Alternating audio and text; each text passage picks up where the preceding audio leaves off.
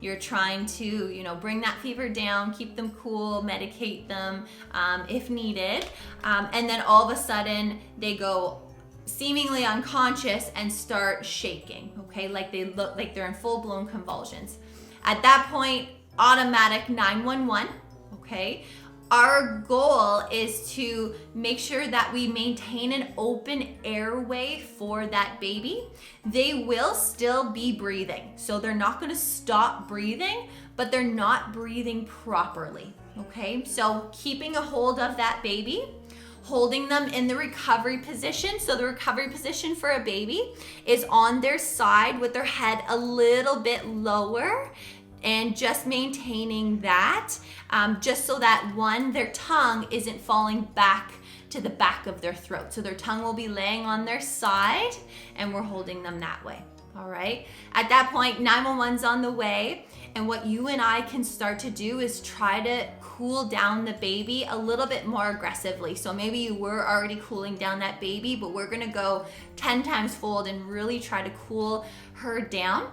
So the best way to actually cool a baby or ourselves is to put, obviously not ice, but something cold, colder cloths. If you wanted to use ice, you could, but just make sure you wrap it up. You wanna put it in areas of their body where it's very, very thin skin. So you'd never put a cloth on their head because we're trying to cool down their core temperature, which is elevated because their blood is too hot. So you're not going to cool the blood by cooling the head. You're going to cool the blood by cooling areas of their body, which is thinner skin. So on adults, it's very easy if someone was overheating, either submerge their arms into a cold sink or a cold bath, and nice thin skin there, all right? So same with the babies. You could submerge their forearms in some cold water, not ice cold, but nice and pretty cold. You could put cold packs underneath their armpits.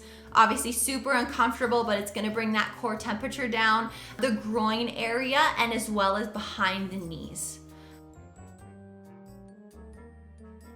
Head injuries. Because the babies are so big and clumsy, and sometimes they fall off of things, like maybe a couch by accident. So at what point do I say, you know what, the baby fell, hit her head too hard, I need to get her checked out? So babies are pretty amazing. They're pretty stable human beings. So they can go through a lot of head bumps, as you've probably already had a couple, and that's totally fine.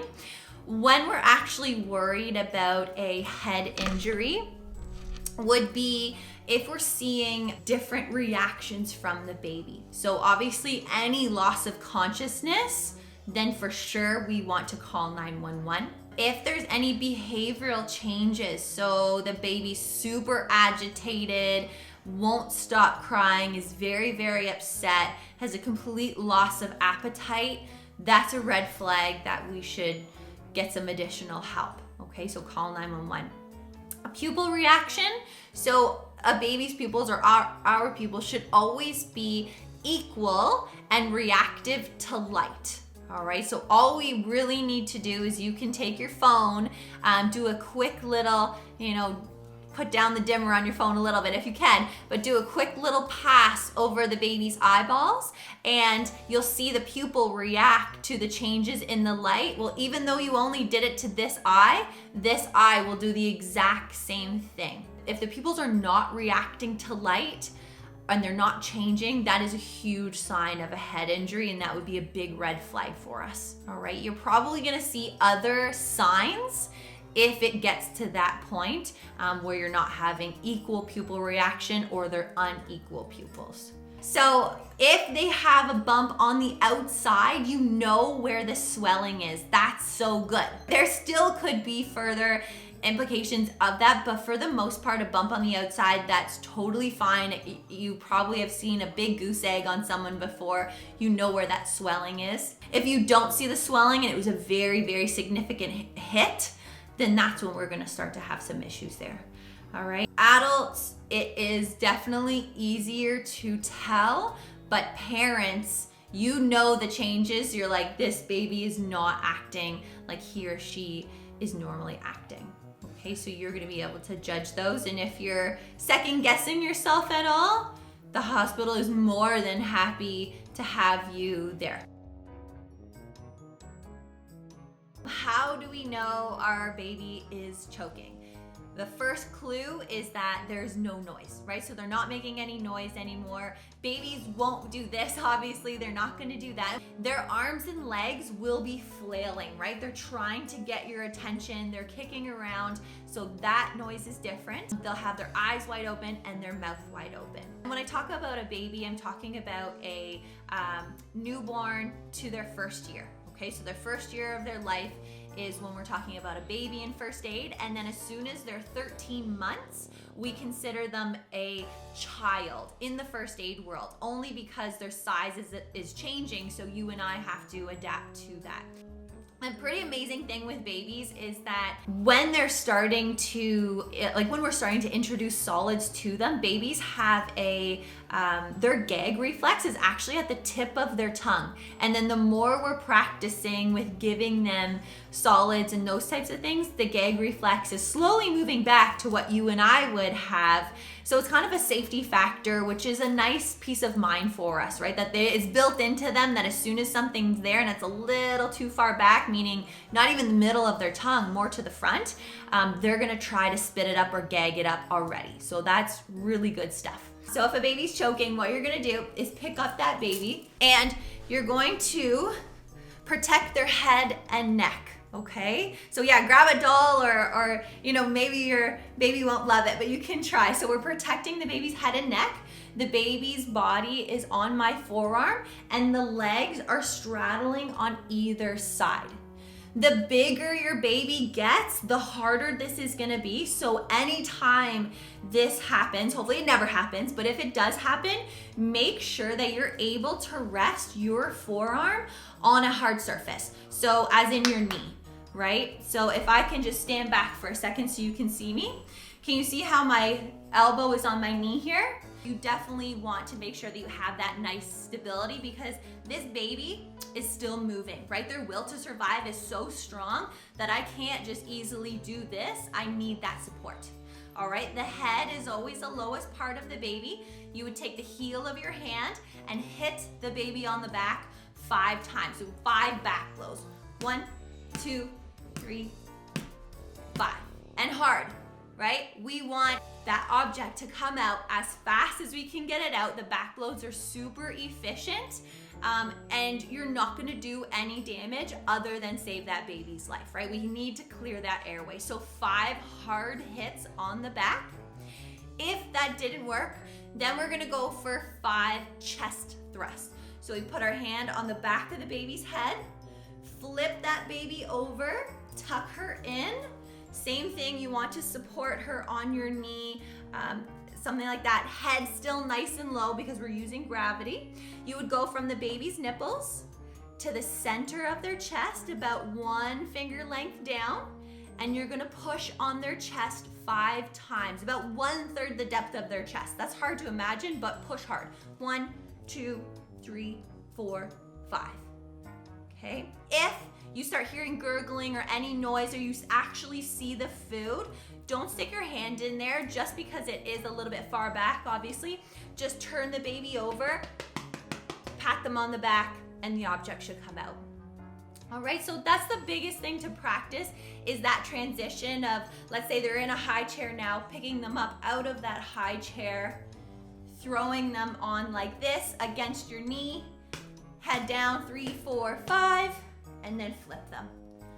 If a baby is choking, we always encourage you to have that baby get checked out, all right? So just to make sure, damage could happen because their palate is so sensitive, they could have either bleeding or some injury to the top or the back of their throat. So we just wanna get that checked out.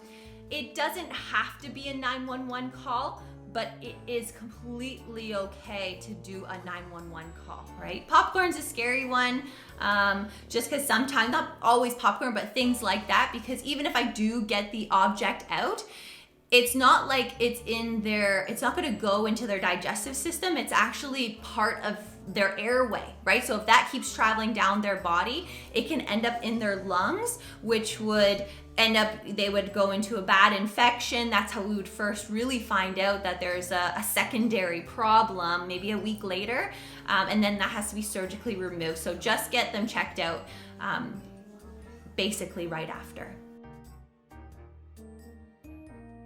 She's over 1.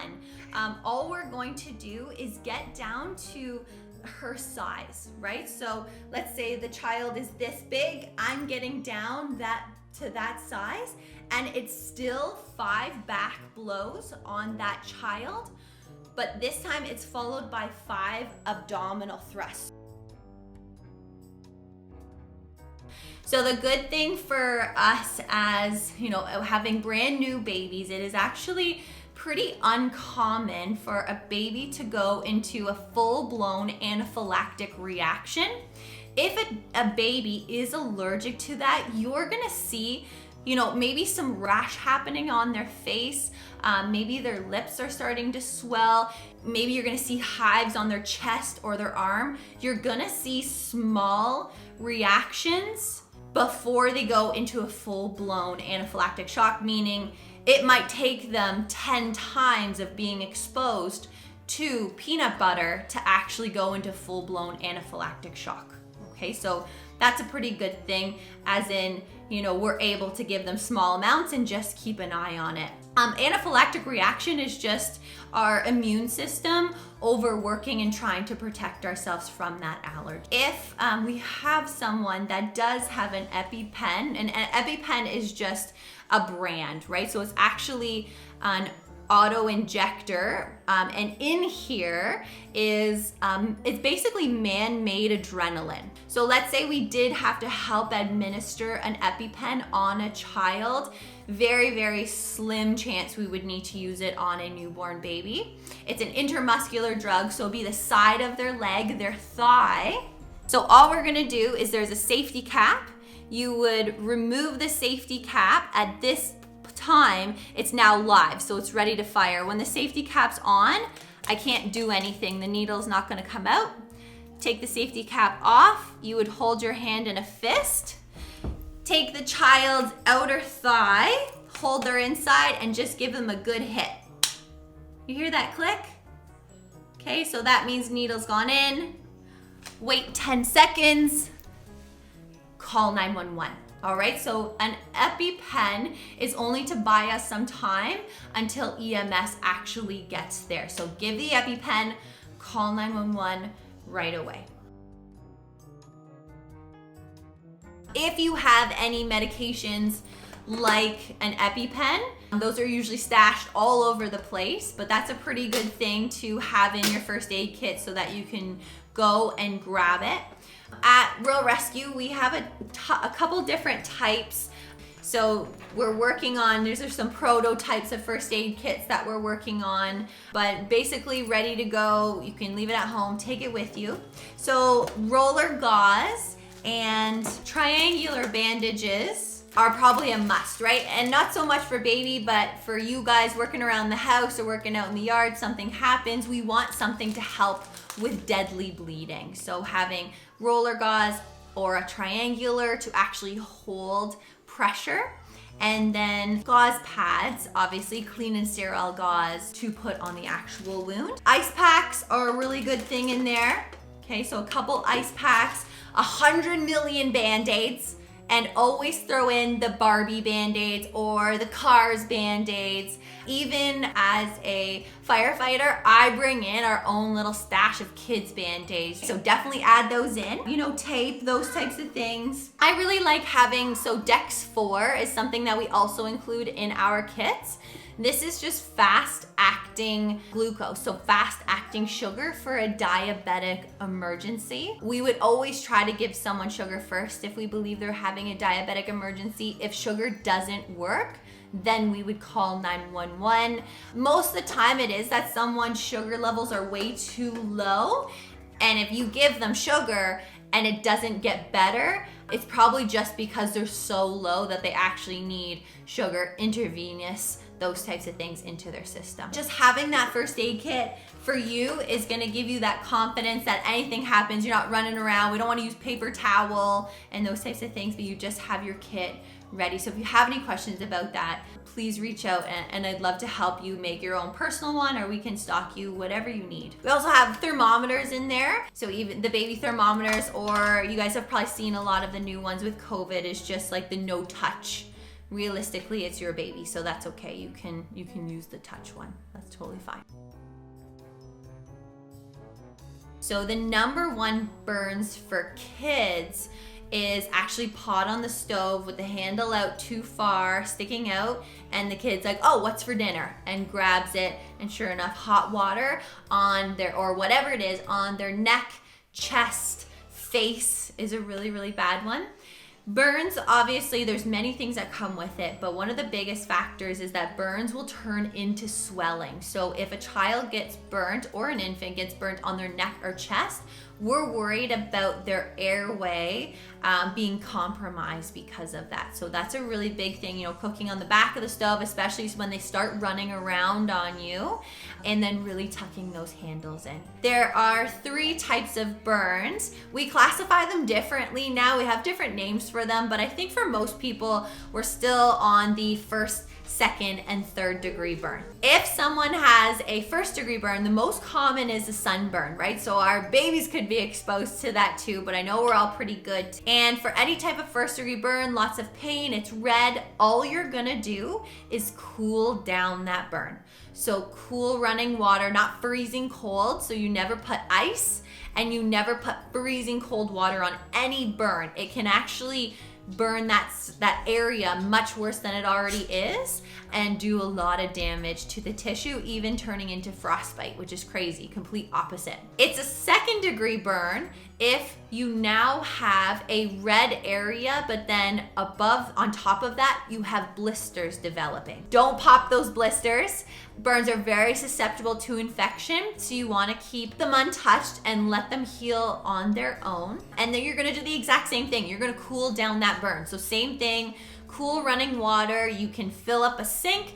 You can submerge the whole body part in it depending on what it is. For a first degree burn and a second degree burn, ointments like aloe vera, there's many things that you can get. We have them in our first aid kit too. It's called, like, it is a burn dressing, but it has like tea tree oil and aloe mixed into it, and those things are incredible. So it will actually suck away the heats that they're just evaporated. All right, so those work really well. If it's a first or second degree burn, it is okay to use ointments like that. All right, when we get into a third degree burn, which is for us in a civilian setting, that would be the worst burn that we can deal with. A third degree burn is actually an open wound. So it can look 2 ways. If I was burnt by a flame, it could look black and charred. If my daughter's yelling at me. Yeah. But if I burnt my hand with boiling hot water, it would actually look white and waxy. Okay, so completely different. Just a very quick review. First degree burn, it's red, cool it down. Second degree burn, it's red, but it also has a blister, crazy amount of pain, cool it down. Ointments are okay for those too. Third degree burn, it can look black and charred, or white and waxy, which is very deceiving because it doesn't look like it's injured, but it has gone through all 3 layers of the skin, actually burned the nerve endings. So there's not a lot of pain associated with a third degree burn, but on, let's say I got burnt right here, so that's the third degree burn. Surrounding it is a second, and even further, maybe even on my wrist, would actually be a first degree burn. So the level of pain is crazy. Since it's an open wound and burns are so susceptible to infection, you will not use any ointments at all. You can cool it down, as in submerging that body part in water. Since it's an open wound, you don't want running water on top of it because it'll just disrupt that skin, but you can submerge it to cool it down. Those, again, you definitely want to get checked out when it's a third degree burn. Burns that would send you to the hospital for sure, that we're saying we want you to get checked out. Obviously, if a child or anyone got burnt significantly on the inside of their mouth or on their lips, anything on their face, that's a hospital visit. Neck and chest, again, going back to we're worried about their breathing, that's a 911 call. Burns on their hands, the insides of their hands, and the top or bottom of their feet. And then the last one is obviously groin. If they got burnt on the groin, then for sure we want to get them checked out. All right, we did it. Thanks, guys.